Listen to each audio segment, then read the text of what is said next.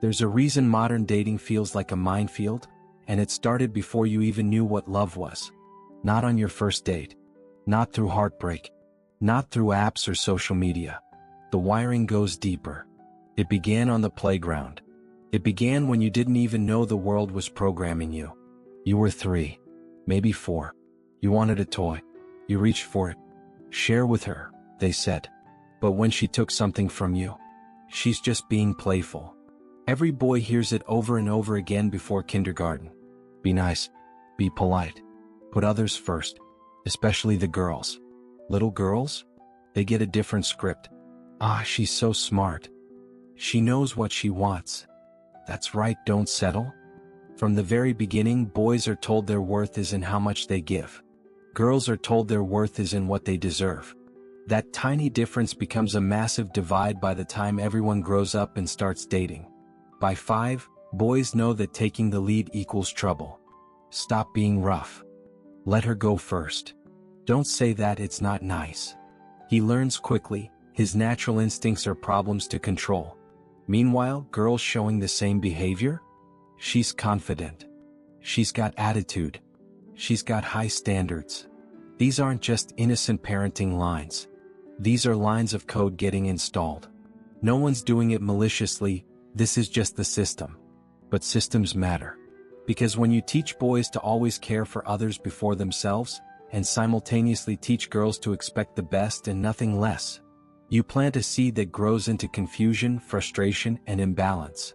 So by the time he's 25, he's bending over backwards to impress her, cooking dinner, writing long texts, waiting for her response, thinking it's going to work. It doesn't. She's not feeling it. What? Because deep inside, she's responding to decades of programming that says strength is sexy, decisiveness is desirable, and effort should be earned, not offered unconditionally. The boy who was always told to be sweet turned into the man who can't say no. The girl who was always told she's a queen turned into the woman who expects a king on demand. Then she wonders why she's constantly disappointed. And he wonders why nice guys like him always lose. No one wants to admit it, but what you were told when you were 3 is wrecking your relationships at 30. You were trained to be polite, not powerful. You were trained to be wanted, not worthy. He's scared to take the lead.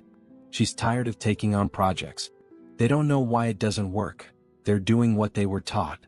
But the game was rigged way before the first move. And unless you look back far enough, you'll keep wondering why you lose no matter how hard you play.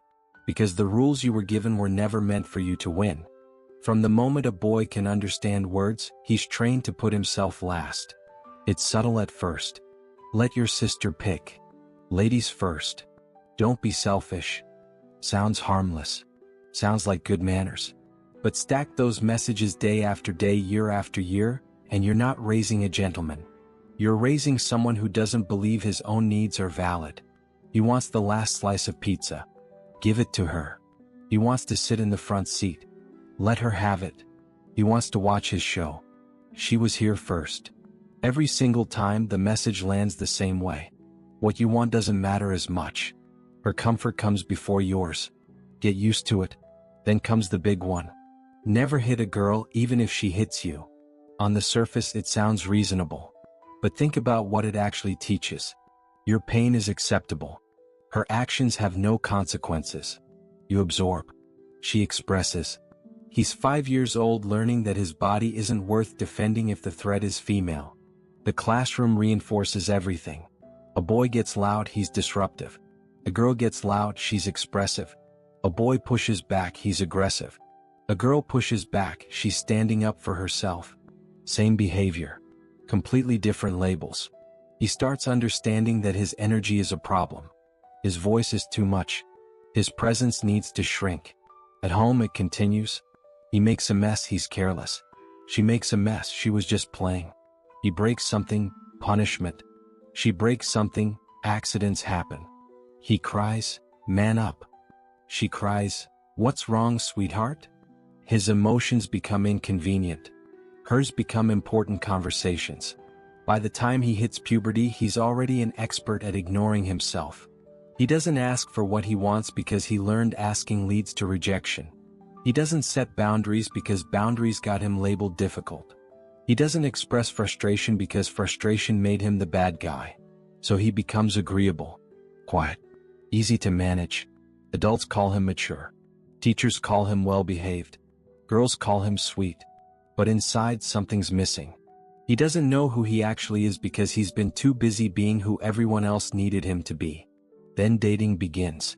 And he brings all of that with him. He doesn't lead because leading felt dangerous. He doesn't disagree because disagreement meant conflict. He doesn't pursue hard because pursuit felt pushy. He waits. He hints. He hopes she notices how accommodating he is. She doesn't. Or worse, she notices and feels nothing. Because accommodation without backbone isn't attractive. It's just emptiness wrapped in politeness. He gave everything he was taught to give. Respect, patience, kindness, availability. And he got nothing back. Not because he's unworthy, but because the playbook he followed was written by people who never understood the game. He was set up to lose before he even started playing. Meanwhile, girls grow up hearing an entirely different soundtrack. You're special. You're beautiful just the way you are. Don't ever settle for less than you deserve. Every children's movie reinforces it. The princess waits. The prince proves himself. She exists. He earns her. Birthdays come with tiaras. Clothing aisles scream princess and queen before she's old enough to read. Relatives shower her with compliments just for showing up. Look at you. Aren't you gorgeous? You can be anything you want. The message sinks in early. You matter. Your feelings matter. Your preferences matter. Always. She gets upset. Everyone stops to ask why. Adults gather around. What happened, honey? How can we make it better? Her emotional world becomes the center of gravity in every room. Not because she demands it, because that's what everyone trained her to expect. She doesn't want to share her toy. That's okay, sweetie, you don't have to. Meanwhile, her brother in the same situation? Don't be selfish. Share. She's learning ownership. He's learning surrender. Same household. Opposite lessons. School amplifies everything. She struggles with math. That's okay, math is hard for lots of girls. She excels at reading. You're so smart. Every outcome gets cushioned. Every achievement gets celebrated. Failure becomes something to comfort, not correct. She's building a relationship with the world where disappointment is temporary and praise is constant. Her friend group operates on validation. You're amazing. He doesn't deserve you. You're literally perfect. Nobody challenges her. Nobody pushes back. The echo chamber tells her she's flawless, and anyone who doesn't see it is the problem. Social media turns it into a performance. Hundreds of likes for existing. Comments flooding in. Stunning. Goals? Queen. She posts a picture. Validation arrives in seconds. The world keeps confirming what she's heard since birth. You're special. You deserve attention. You deserve the best. Dating advice feeds the same narrative. Know your worth. He should chase you. If he's interested, he'll make it obvious. Don't lower your standards. You shouldn't have to ask for effort. Notice what's missing? Any mention of what she should offer in return. It's all about what she deserves to receive. Romance novels and movies seal the deal. The ordinary girl gets the extraordinary man. He's rich, handsome, obsessed with her. She did nothing to earn it except exist and be herself. That becomes the template. That becomes the expectation. So when real dating starts, she's walking in with 2 decades of programming that says she's the prize and men compete for access. She's not trying to be difficult. She genuinely believes this is how it works. Wait. Evaluate. Choose. Her job is to be worth winning. His job is to win her. She waits for the man who checks every box. Confident but sensitive. Successful but available. Strong but soft. Leading but listening. Basically perfect. And when he doesn't show up, she doesn't question the list. She questions the men. They're not trying hard enough. They're not good enough. She keeps waiting. The programming told her he's out there. She just hasn't found him yet. The nice guy isn't actually nice. He's just obedient. There's a difference most people miss. Nice is a choice. Obedience is conditioning. He's not being kind because he wants to. He's being passive because he was trained to think that's the only acceptable option. He grew up following the rules. Be respectful. Listen more than you talk. Make her comfortable. Put her needs first. Show her you care through actions. Be patient. Be understanding. Be there whenever she needs you. He internalized all of it. He thought this was the formula. Then he tries dating. He texts thoughtfully. He plans dates around her schedule. He asks about her day. He remembers details. He never pressures. He waits for her signal before making any move. He does everything the manual said to do. And she loses interest. Not slowly, quickly. She stops responding as fast. Her texts get shorter. She's suddenly busy. He's confused. He did everything right. What went wrong? Here's what nobody told him. Attraction doesn't run on logic. It runs on biology. And biology doesn't reward endless availability. It rewards strength, confidence, independence. A man who has his own direction and lets her join it. Not a man who molds himself around her existence. Meanwhile, some other guy comes along. He doesn't text back immediately. He's got plans that don't include her. He disagrees when she says something he doesn't agree with. He's not trying to prove anything. He's just living. And somehow she's hooked. She's thinking about him constantly. Checking her phone. Wondering what he's doing. Feeling something she didn't feel with the nice guy. The nice guy sees this and spirals. What does he have that I don't? Everything actually. Boundaries. Self-respect. A life that doesn't revolve around female approval. He's not better looking. Not richer. Not funnier. He's just not performing. He's not auditioning. He's not seeking permission to exist in his own skin. So the nice guy has two choices. Get bitter or double down. Most do one or the other. The bitter ones blame women. They say they want nice guys but they really want jerks. Not quite. They want strength that's also kind, not weakness disguised as kindness. The ones who double down become even nicer. More gifts. More compliments. More availability. Surely if he just tries harder, she'll see his value. She won't. Because he's solving the wrong problem. She doesn't need more niceness. She needs to feel something. And over-accommodation doesn't make anyone feel anything except maybe guilt or boredom. The guys who reject the programming entirely, they're not jerks. They're just free. Free from needing approval. Free from performing. Free from the script that says male worth is measured by female satisfaction. They like women but don't need them to feel okay about themselves. That's the difference. The nice guy's entire identity depends on being accepted. The attractive guy's identity exists independently. One is exhausting to be around. The other is magnetic. She can't explain why. She just knows one makes her feel alive and the other makes her feel obligated.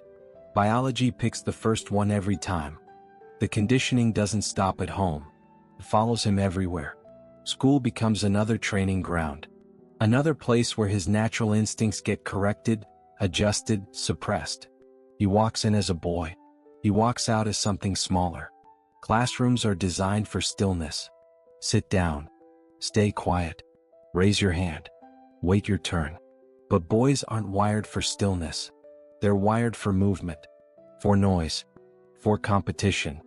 For burning energy through action. The system doesn't accommodate that. The system medicates it. A boy fidgets in his seat, he's got a problem. A boy talks out of turn, he's disruptive. A boy runs in the hallway, he's reckless. A boy wrestles at recess, he's dangerous. Every natural impulse gets flagged as something wrong. Something needing correction. Something requiring intervention. Girls thrive in that environment. They sit still easier. They follow instructions better. They communicate the way teachers prefer. So they get praised. They get rewarded. They become the standard everyone's measured against. And boys who can't match that standard? They're problems. They're difficult. They're falling behind. Elementary schools are dominated by female teachers. Not a criticism, just a reality. And those teachers often understand girl behavior instinctively. Boy behavior feels foreign, aggressive, uncomfortable. So it gets managed, controlled, punished when it doesn't fit the mold. He comes home and it continues. Why can't you sit still like your sister? Why are you always so loud? Why do you have to make everything a competition? He doesn't have answers. He just knows that being himself creates friction. Being someone else creates peace. So he adapts. He learns to suppress. The energy that wants to explode, he pushes it down. The competitiveness that wants to win, he hides it. The aggression that wants to assert, he buries it. Layer by layer, the real him gets covered up by the acceptable version. His mom corrects his posture. Stand up straight. His teacher corrects his handwriting. Slow down. Be neat. His coach corrects his attitude.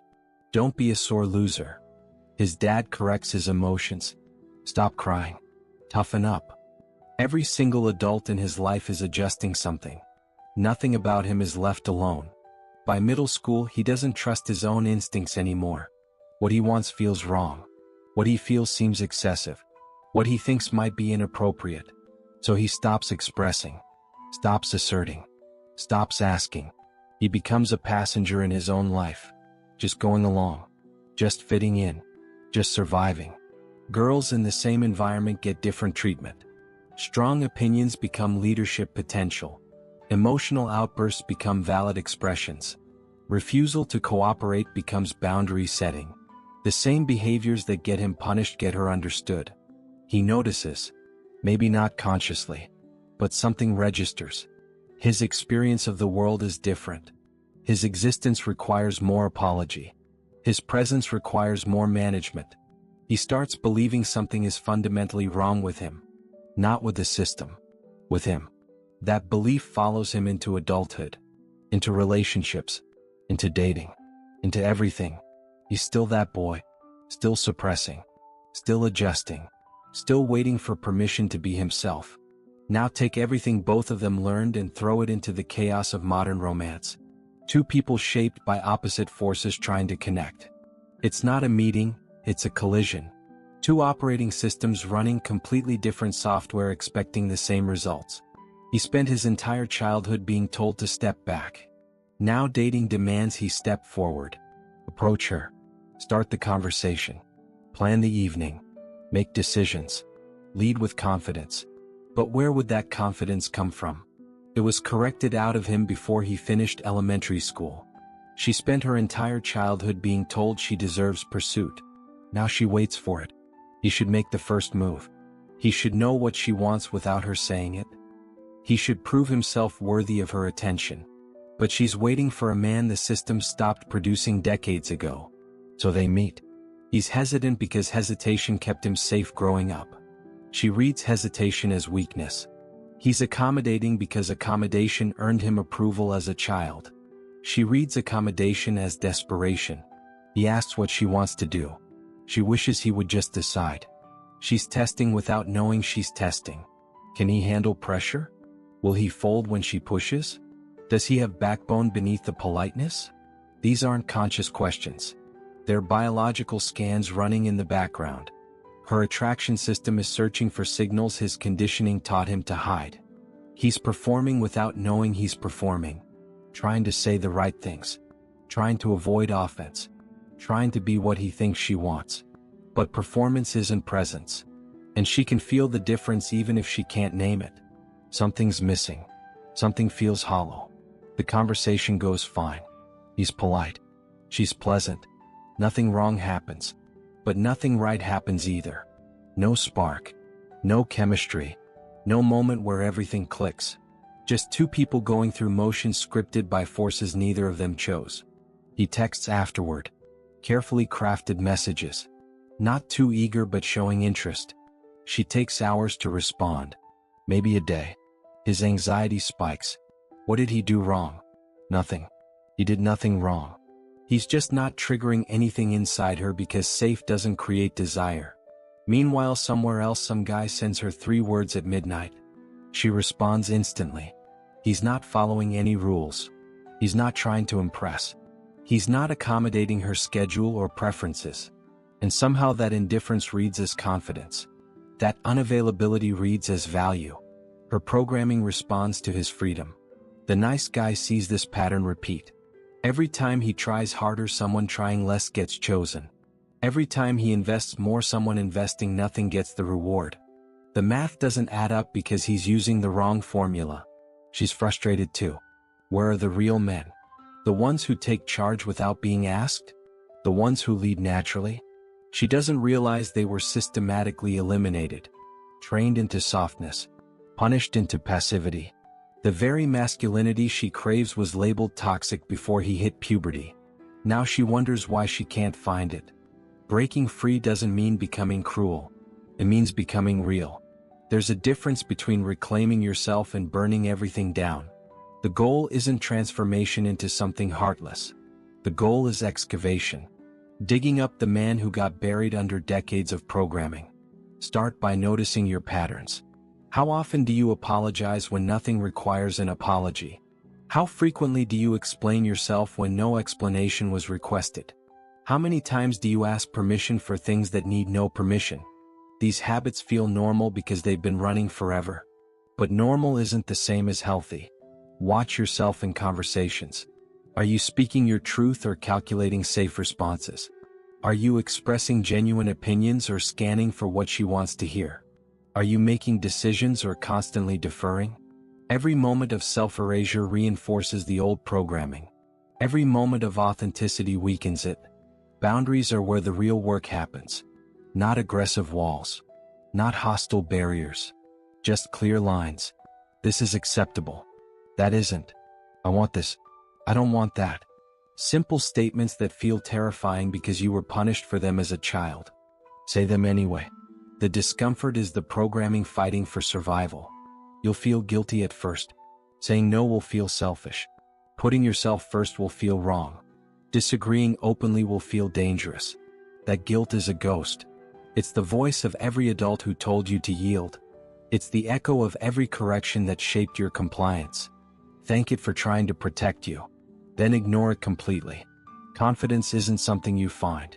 It's something you build through action. Every time you state a preference without apologizing, you build it. Every time you hold a boundary without caving, you strengthen it. Every time you walk away from disrespect instead of tolerating it, you prove to yourself that you matter. Being kind and being weak are not the same thing. You can be generous without being exploited. You can be caring without being consumed. You can listen deeply without losing your voice entirely. Kindness from a position of strength is attractive. Kindness from a position of desperation is repulsive. Same behavior. Different foundation. Completely different result. Stop seeking validation before taking action. You don't need her approval to pursue your goals. You don't need her permission to have standards. You don't need her acceptance to feel worthy. Your value exists independently of any woman's opinion. The moment you truly believe that, everything shifts. Reclaim your desires. What do you actually want? Not what you should want. Not what sounds acceptable. What genuinely excites you. Many men can't answer this because they've been disconnected from their own wants for so long.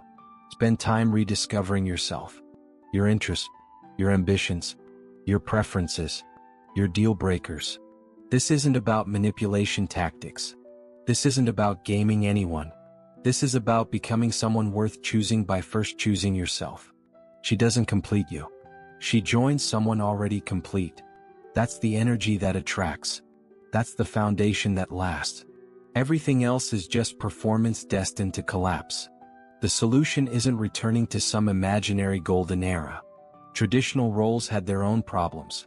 Women were trapped. Men were disposable. Nobody was truly free. Going backward solves nothing. The only way out is forward. Through awareness. Through intention. Through conscious choice. Imagine raising children differently. Boys allowed to be energetic without being labeled broken. Girls encouraged to give as much as they expect to receive. Both taught that boundaries matter. Both taught that effort matters. Both understanding that relationships require two people contributing equally. Stop telling boys their natural state is problematic. Let them run. Let them compete. Let them be loud sometimes. Channel the energy instead of crushing it. Teach them strength paired with kindness. Teach them leadership paired with listening. Teach them that their needs matter just as much as anyone else's. Stop telling girls they're entitled to perfection. Celebrate their confidence while teaching accountability. Praise their standards while mentioning what they should offer in return. Show them that partnership means mutual investment. Show them that deserving something requires becoming someone who earns it. The current system creates opponents instead of partners. He resents giving everything while receiving nothing. She resents never finding someone who meets her expectations. Both are exhausted. Both are frustrated. Both blame the other side when the real enemy is the programming running underneath. Parents carry the biggest responsibility. Every time a father tells his son to always yield to women, he's crippling him. Every time a mother tells her daughter she deserves a perfect man, she's isolating her. These messages feel loving. They create damage. Love with awareness does better. Schools need examination too. Policies that punish natural boy behavior while celebrating identical girl behavior create lasting damage. Teachers who treat assertiveness as toxicity in boys while calling it empowerment in girls are programming future dysfunction. The double standard starts early. It compounds annually. Media amplifies everything destructive.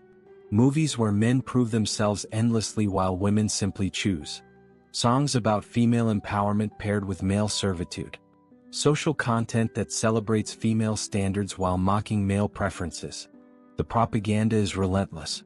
Recognize it. Reject it. Don't let it program your children. Individual change happens first. You can't fix society overnight. But you can fix yourself starting today. Recognize where your conditioning controls you. Challenge the automatic responses. Build new patterns through daily practice. Become the example others learn from. Share your awakening. When you see the programming clearly, help others see it too. Not through preaching. Through living differently. Through raising your children intentionally. Through building relationships based on mutual respect instead of outdated scripts. The transformation starts with one question. What if everything you were taught about relationships was designed to make you fail? Sit with that. Let it disturb you. Then start rebuilding from truth instead of conditioning. Your parents meant well. Your teachers meant well. Society thought it was helping. But meaning well doesn't equal doing well. The road to dysfunctional relationships was paved with good intentions. Awareness breaks the cycle. Action creates change. Your future relationships depend on choices you make right now. Subscribe for more.